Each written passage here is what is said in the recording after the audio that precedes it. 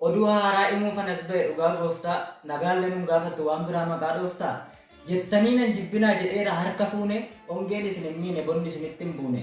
Isin nagaa taatan anis adeema tolchee Oromoo waaqa qaba isa du'a nu oolche. Kanatti nan gammada kanaaf hin kolfee seeqaa waan haqaa yoo lallabeen tas ba'ee naqeeqa. Oduu haaraa safiddi amma nutti ni dafi nutti himtu taanaan sondee biitii rafii naan hin jedhinaa maalu amma nani maalugaa nama qalbiin badetu karaarra deema mugaa.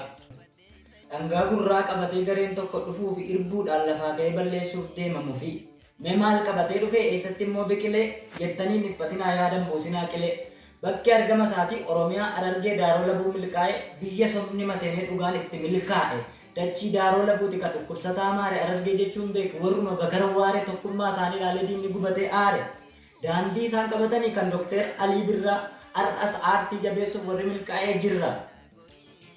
Bakki argama isaatii kanuma armaan olii warra jaalala malee tasan jaalanne gooli. Mul'anni isaa fagoodha ejjennoon isaa kaayyoo ol baasee mul'isuu fi aadaa abboo fi aayyoo.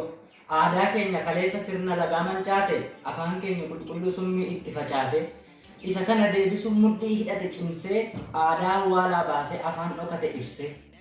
Sirreessuudhaaf adeemaa kan karaarraa jallate madaa sabaa suphuu fi isa shiraan ballate. Aartiidhaan mul'isa miidhama uummataa inni kaleen nyaate har'as ni amuummata walaloo fi diraamaa dhaboota kolfaaf taatu nu bira guutaniiru tokko nu jalaan baatu. Kana qofan eegina waa hedduudhaan bo'aartu tokkummaadhaan adeemnaan alagaan nama nyaartu. Sibiilumatu qora sibiillayyoo doomanii maqaan garee keenyaa kun hambaama soddommanii. Maqaan yuutuubii eenyuu eessatti isin arganna moo qaamumaan dhufne achitti isin daawwanna. Kana yoo na gaafattan mee yaadaan nu utubii kan ittiin barbaaddattan maqaan milkaa'ee tuubii. Achumaan itti seenaa waa mara daawwadhaa daawwachuu qofa miti koomentii sitti laadhaa sabiskiraayib godhaa sheerii sin dagatinaa gagammadaa jiraadhaa yoomiyyuu hin dhiphatinaa. Gadaatu keenya malee kan keenya miti gaddi ka'umsi Oromootaa sirna gadaati maddi. Amantaan biyya guutus haa jiraatu ol baasa garuu keenya kaleessaa maaliif manaa gabbaasa. Yoo hordofte amantaa mataa keetii Oromummaan hin badu jala sarrii beeki. Lamaanuu jabeeffadhu hin ta'iniitii gowwaa kan kee har'a yoo gatte booda si buusa bowwaa. Kaayyoo jaallan darbanii homaattuun sharafina aadaa abboota keenyaa tasa biraa nafina. Acaaluu fi eebbisa daadhiidhaaf imaarame aartiidhaan mul'isanii aadaa diinaan marame utuu haqaa fi iyyanii diinni nurraa fudhate sanyii isaaniitu jira har'as garaa kutate.